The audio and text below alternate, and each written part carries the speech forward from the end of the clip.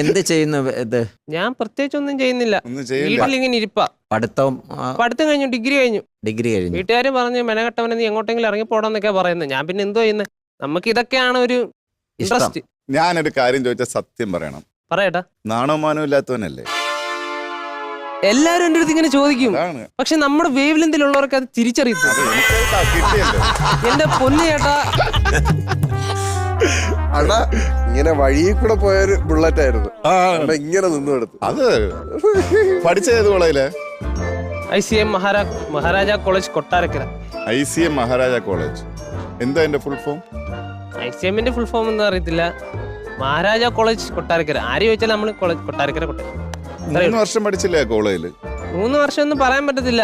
ആ first year പഠിച്ചു, second year ആവാറായപ്പോഴത്തേന് കൊറോണയൊക്കെ വന്നു.